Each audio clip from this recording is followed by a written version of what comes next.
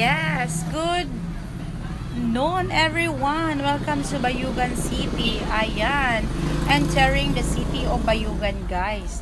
Napakaganda ng kanilang mga nature. Ayan, nature vibes po tayo. At ang ganda rin naman ng ating weather dahil may araw. Ayan, blue at white ang kalangitan. So masarap magbiyahe. Walang sagabal dahil walang traffic. It's a long drive talaga. So ayan, dire-diretso ang aming pagda-drive ni Ma'am Annie. Ang kasama ko, nakihits lang ako ng sasakyan patungong Bayugan City. So ayan, nadadaanan natin yung bagong tulay at lumang tulay. So hindi ko alam anong nangyari, bakit nasa baba kami. And then yung kanilang sapa, ayan o, ayan kung makikita mo. So walang tubig masyado kasi nga dry na siya dahil sobrang init ng panahon, guys. Tuyot na nga yung iba, pero marami mga tanim, marami mga punong kahoy papuntang umpisa pa lang ng pag-akyat mo ng Bayugan, Sibagat Bayugan. Ayan, so yun na talaga yung kanilang ano doon, mga kapatagan at mga punong kahoy, palakata, ano-ano pa. So yan ang una mo makikita pagpasok mo ng Bayugan City. So ayan na, nakikita na natin yung mga bahay-bahay ng mga residente ng Bayugan at meron naman mga area na walang bahay pero makikita mo talaga na palapit na siya.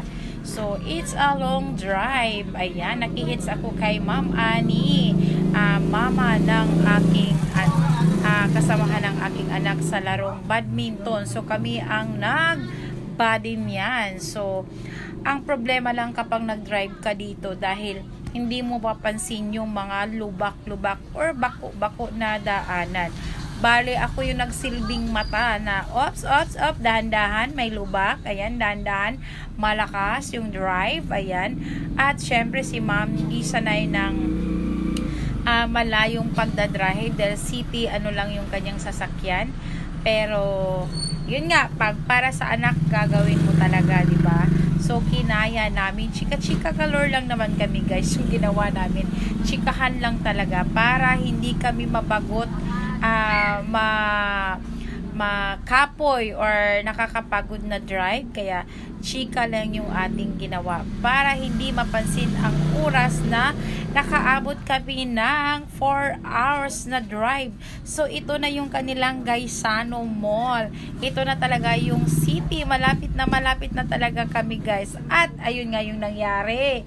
Ayan, sabi namin, asan ba Gaisano? Maliit pala yung pangalan ng Gaisano. Malaki yung ano bang tawag na? Marketplace Bayugan. Pero Gaisano po yan. Yan po yung Gaisano.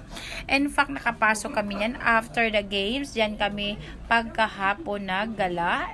Kumain, nag-snacks kami. Kasi wala nang laro. Ayan na, guys. Malapit na talaga. Nasa city place na tayo. At the heart of the city. Ayan. So marami mga tinda. Meron din silang plaza. Meron din silang Mercury, meron silang, basta marami kung ano yung makikita natin dito sa city natin, sa Surigao City, meron din sila. Kaso sa atin bongga na kasi ilang mall na meron na tayo, 'di ba? So, eto parang Gaisano pa lang yung nakikita ko. Tapos at the heart of the city, ayan yung lugar na kung saan maglalaro yung aking anak, yung aming mga anak. Diyan, tatawid ka dyan, nandyan ang gymnasium, ayan, ng Lupi Asis. So, tabi-tabi lang po dyan yung mga schools o saka yung mga city nila. Andyan yung city hall nila. Dyan lang talaga at the heart of the city. At saka yung mga school na malalaki nandyan din. Ang nangyari sa amin, guys, lumagpas kami. Kasi hindi namin kabisado ang daan. Nagpaikot-ikot kami dyan sa plaza. Ayan po yung plaza nila. Ayan. Ayan, nandyan din yung Mang Inasal nila. O, nandyan din. Dito sa kabila, nandyan yung Jollibee. Yung dinaanan kanina. So, ayan. Ito yung pinakasintro. Ayan si Jollibee. O, ayan.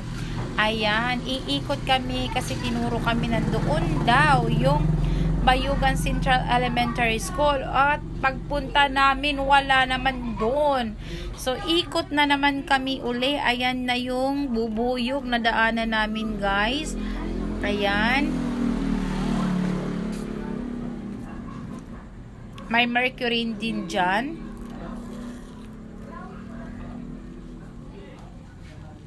Ayan. Nag-i-sketching kami. Na sabi ko dito. Sabi kasi guys, doon daw sa traffic light, iikot daw kami. Ang nangyari, umikot talaga kami sa dulong-dulo. Hindi pala. Doon mismo sa may traffic light, pwede kang lumiko doon. Nandoon yung Paseo Grande Hotel. Yun pa lang yung punteriya namin. Kung saan yung Paseo Grande Hotel. Kasi iiwan namin yung gamit namin. Kaya guys, ayan, lumagpas na talaga kami sa aming pupuntahan. Kaya umikot na lang kami. Thank you for watching. Don't forget to share my video. Bye!